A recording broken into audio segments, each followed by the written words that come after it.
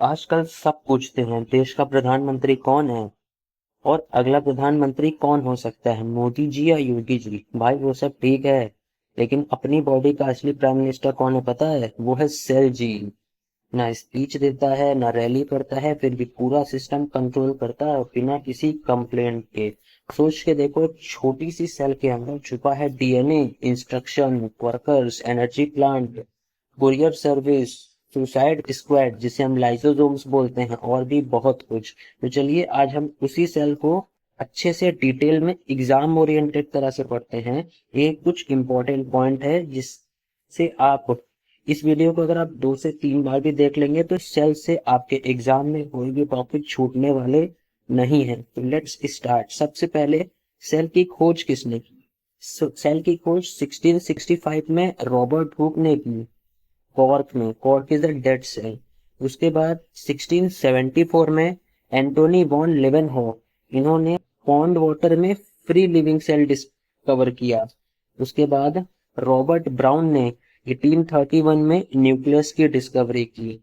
परकिंजे ने डिस्कवर नहीं किया, लेकिन 1839 में इन्होंने प्रोटोप्लाज्म का नाम रखा। आगे बढ़ने से पहले जान लीजिए कि सेल की स्टडी को हम साइटोलॉजी बोलते हैं।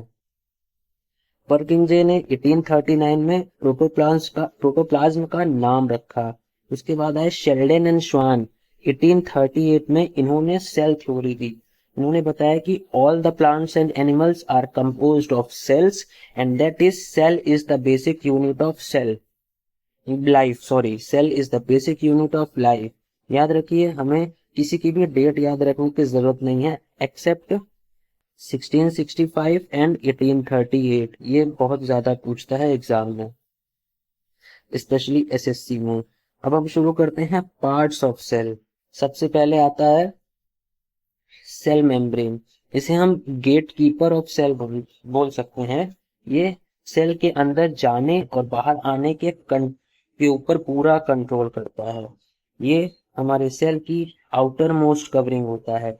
लिविंग होता है, पतला होता है, लचीला होता है, मतलब थिन, इलास्टिक एंड फ्लेक्सिबल। ये कुछ ही मूवमेंट को सेल के अंदर जाने देता है। क्यों? क्योंकि ये सेलेक्टिवली परमिएबल मेम्ब्रेन होता है। 50% प्रोटीन और 50% लिपिड से मिलके बनता है। अब हम में जानेंगे कि सेल के अक्रॉस मूवमेंट कैसे होता है। सेल के अक्रॉस मूवमेंट दो तरह से होता है।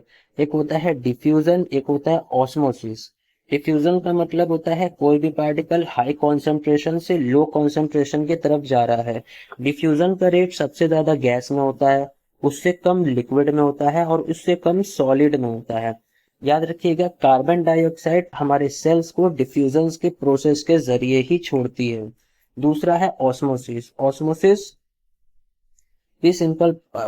भी सेम है। हाई कॉन्सेंट्रेशन से लो कॉन्सेंट्रेशन की तरफ मूवमेंट होता है through a semi permeable membrane. Osmosis में 3 चीजें होती हैं। सॉल्यूशन, जो कि सॉल्यूट और सॉल्वेंट से मिल के बना है। सॉल्यूट क्लास सॉल्यूट है जो चीज हम मिक्स करते हैं, और सॉल्वेंट है जिस चीज में हम मिक्स करते हैं। ओके। और ये ऑस्मोसिस 3 तरह से होता है: हाइपरटोनिक, हाइपोटोनिक, आइसोटोनिक। हाइपरटोनिक को हम प्लाज्मोलिसिस बोलते हैं।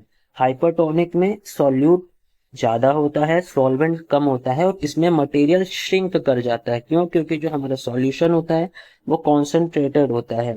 हाइपोटोनिक को साइटोलिसिस बोलते हैं। इसमें सॉल्यूट सॉल्वेंट से कम होता है और मटेरियल स्वेल कर जाता है, क्योंकि ये डाइल्यूट सॉल्यूशन होता है। और आइसोटोनिक में सॉल्यूट और सॉल्वेंट दोनों का ही अमाउंट बराबर होता है। ये नॉर्मल सॉल्यूशन होता है और इसमें किसी भी चीज में कोई भी चेंज नहीं होता है। हमारे सेल का नेक्स्ट पार्ट है सेल वॉल। सेल वॉल सिर्फ प्लांट में होता है। ये नॉन लिविंग होता है और फ्रीली परमिएबल होता है, मतलब ये किसी भी मटेरियल को सेल के अंदर जाने का परमिशन दे देता है। ये सेलुलोज में बनता है, याद रखिएगा। प्लांट में सेल वॉल सेलुलोज की ही बनती है। ओके। नेक्स्ट है हमारा न्यूक्लियस, बहुत ही इंपॉर्टेंट है ये। न्यूक्लियस एकदम बीच में होता है हमारे सेल के। ये हमारे सेल का लार्जेस्ट स्ट्रक्चर होता है। It is the control centre of the cell. इसके 2 कंपोनेंट होते हैं: न्यूक्लियर एनवेलप एंड न्यूक्लियोप्लाज्म। आप कह सकते हैं कि हमारे सेल का असली प्रधानमंत्री न्यूक्लियस ही है। न्यूक्लियर एनवेलप आउटर कवरिंग होता है, ये साइटोप्लास्ट और न्यूक्लियोप्लाज्म को सेपरेट करता है। उसके बाद आता है न्यूक्लियोप्लाज्म। न्यूक्लियोप्लाज्म इनर मटेरियल होता है, ये लिक्विड ग्राउंड सब्सटेंस होता है न्यूक्लियस का। न्यूक्लियोप्लाज्म के भी दो पार्ट होते हैं, nucleolus and chromatin material. Nucleolus one एक या एक से ज्यादा होते हैं नंबर में, और ये प्रोटीन फॉर्मिंग सेंटर होते हैं, मतलब राइबोसोम्स प्रेजेंट होते हैं यहाँ पे। क्रोमैटिन मटेरियल एंटेंगल्ड मास या फिर थ्रेड लाइक स्ट्रक्चर होते हैं, और ये सेल डिवीजन के दौरान ही विजिबल होते हैं। नाउ क्रोमोसोम्स ये थ्रेड लाइक स्ट्रक्चर्स होते हैं, ये सेल डिवीजन के दौरान विजिबल होते हैं। इनके पास अपना खुद का डीएनए प्रोटीन होता है। याद रखिएगा, ये क्वेश्चन आ जाता है पेपर में कि which of the following has their own DNA and protein, तो इट इज क्रोमोसोम्स।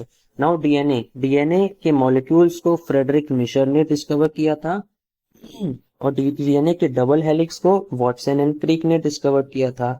हमारे बॉडी में 23 पेयर्स ऑफ क्रोमोसोम्स होते हैं। नेक्स्ट है साइटोप्लाज्म। साइटोप्लाज्म में लिक्विड सब्सटेंस होता है जो पूरे सेल में भरा होता है। हमारे सेल पूरे सेल ऑर्गेनेल्स साइटोप्लाज्म में ही प्रेजेंट होते हैं। कितने तरह के हमारे सेल होते हैं? दो, एक प्रोकैरियोटिक, एक यूकैरियोटिक। प्रोकैरियोटिक का साइज 1 to 10 माइक्रोमीटर होता है, यूकैरियोटिक का साइज 5 to 100 माइक्रोमीटर होता है।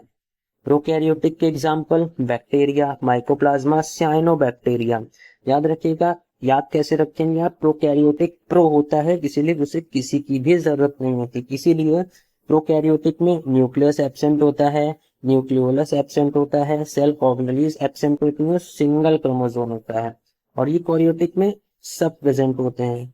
प्रोकैरियोटिक और यूकैरियोटिक में सिर्फ क्रोमोसोम ही होता है जो कॉमन होता है। अब आते हैं सेल ऑर्गेनेल्स। बेसिकली ये भी पार्ट है, इसके अंदर ढेर सारी चीजें आती हैं। सबसे पहला वैक्यूल्स। वैक्यूल्स एनिमल और प्लांट सेल दोनों में ही होता है। एनिमल सेल में स्मॉल और टेम्पोरेरी होता है, और ग्लूकोज, ग्लाइकोजन और प्रोटीन स्टोर करता है। प्लांट सेल में बड़ा होता है, परमानेंट होता है, सेल की सैप को स्टोर करता है, और प्लांट को रिजिडिटी और टर्जिडिटी मतलब टफनेस प्रोवाइड करता है। किसी किसी प्लांट में जो वैक्यूल होता है वो प्लांट सेल का 50 to 90% एरिया ऑक्यूपाई करके रखता है। सेकेंड है एंडोप्लाज्मिक रेटिकुलम। एंडोप्लाज्मिक रेटिकुलम एक मेम्ब्रेन बाउंड ऑर्गेनेल है, और ट्यूब्स और शीट्स का एक लार्ज नेटवर्क है।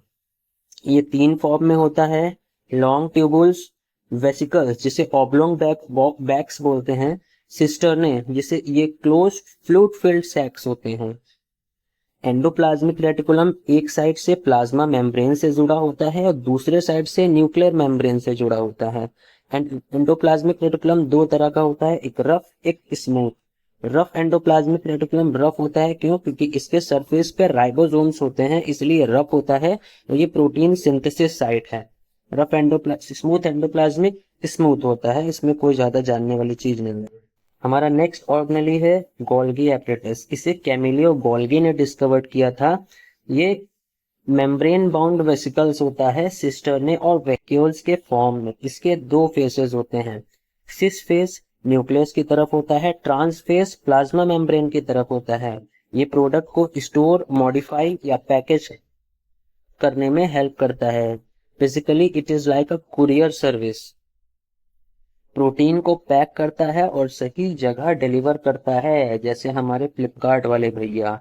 ठीक है। लाइसोसोम्स यहाँ बनता है। लाइसोसोम को हम सुसाइड बैग ऑफ सेल बोलते हैं। वॉल्गी एपरेटस में ही सिंपल शुगर को कॉम्प्लेक्स शुगर में कन्वर्ट किया जाता है। Now lysosomes suicide bag of the cell है। इसके अंदर डाइजेस्टिव एंजाइम्स बनते हैं। याद रखिएगा, लाइसोसोम जो होता है उसका फॉर्मेशन गोल्गी एपरेटस में होता है, लेकिन उसके अंदर जो एंजाइम्स होते हैं वो रफ एंडोप्लाज्मिक रेटिकुलम में बनाए जाते हैं। इसके बाद आता है ना प्लास्टिड्स। प्लास्टिड से प्लांट सेल में पाया जाता है। इसके पास अपना डीएनए और राइबोसोम होता है। तीन तरह का होता है ये, chromoplast, chloroplast, leucoplast. Chromoplast plant को कलर प्रोवाइड करता है। क्लोरोप्लास्ट में क्लोरोफिल होता है, इसीलिए फूड बनाने में काम आता है। ल्यूकोप्लास्ट स्टार्च, ऑयल और प्रोटीन को स्टोर करता है। नेक्स्ट है माइटोकॉन्ड्रिया। माइटोकॉन्ड्रिया हमारे सेल का पावर हाउस है। It is the powerhouse of the cell. High energy रखता है सेल की ये। उसके बाद इसके दो मेम्ब्रेन होते हैं, आउटर मेम्ब्रेन जिसे हम पोरस मेम्ब्रेन बोलते हैं, इनर मेम्ब्रेन ही एटीपी सिंथेसिस में हेल्प करता है। इसके पास भी अपना डीएनए और राइबोसोम्स होता है, मतलब कि एक माइटोकॉन्ड्रिया एक ब्लास्टिड्स, इनके पास अपना खुद का डीएनए और राइबोसोम होता है। नेक्स्ट है सेल डिवीजन। सेल डिवीजन का रीजन सबको पता है, नॉर्मल है। ऑर्गेनिज्म की जब ग्रोथ होती है, डेड इंजर्ड या ओल्ड सेल रिप्लेस होते हैं या गेमेट फॉर्मेशन होता है।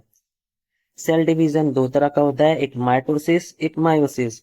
माइटोसिस सोमैटिक सेल्स में होता है, इसमें न्यूक्लियर सिर्फ एक बार डिवाइड होता है और डॉटर सेल डिप्लॉयड होती हैं। दो डॉटर सेल प्रोड्यूस होते हैं, देख सकते हैं आप यहाँ पे। ये हीलिंग और ग्रोथ में इन्वॉल्व होता है, इसके मालफंक्शन से कैंसर हो सकता है। मायोसिस हमारा सिर्फ जर्म सेल्स में होता है, यहाँ पे न्यूक्लियस दो बार डिवाइड होता है, डॉटर सेल हाइप्लॉइड हैं। देखना है 4 डॉटर सेल प्रोड्यूस हो रही हैं यहाँ पे, और ये जेनेटिक वेरिएशन में इन्वॉल्व होता है, इसके माल फंक्शन से जेनेटिक डिसऑर्डर हो जाता है। नेक्स्ट है एंडोसाइटोसिस। एंडोसाइटोसिस एक एक्टिव ट्रांसपोर्ट का प्रोसेस है, यहाँ पे पार्टिकल सेल के बाहर से सेल के अंदर में जाते हैं, इसे हम ईटिंग प्रोसेस ऑफ सेल बोलते हैं। दो तरह का होता है, फेगोसाइटोसिस पाइनोसाइटोसिस। फेगोसाइटोसिस खाना होता है, ईटिंग प्रोसेस ऑफ सेल्स, और pinocytosis drinking process of cell. Exocytosis को हम वोमिटिंग बोल सकते हैं सेल की, it is a vomiting of cells. Movement of particle from cell to external environment, इसमें जो अनडाइजेस्टेड फूड होते हैं, एंजाइम्स होते हैं, हार्मोन्स होते हैं, ये सब सेल के बाहर चले जाते हैं। ये कुछ एक्स्ट्रा इन्फॉर्मेशन है, इन्हें आप पढ़ लीजिएगा। जैसे फॉल्स फीट ऑफ अमीबा को स्यूडोपोडिया बोलते हैं, राइबोसोम्स जितना है यूकैरियोटिक प्रोकैरियोटिक में कॉमन होता है, ये सब है। अब अगर आपको अपने एग्जाम में सेल से एक भी क्वेश्चन नहीं छोड़ने हैं, तो आप इस वीडियो को 2 से 3 बार देखेंगे और कमेंट सेक्शन में बताएंगे आपको वीडियो कैसी लगी। प्लीज लाइक करिए, हमारे लिए आपका लाइक बहुत बड़ी मोटिवेशन होता है। Thank you so much. और प्लीज कमेंट में ये भी बताइए कि आपको कौन सा नेक्स्ट टॉपिक पे वीडियो चाहिए। Thank you so much.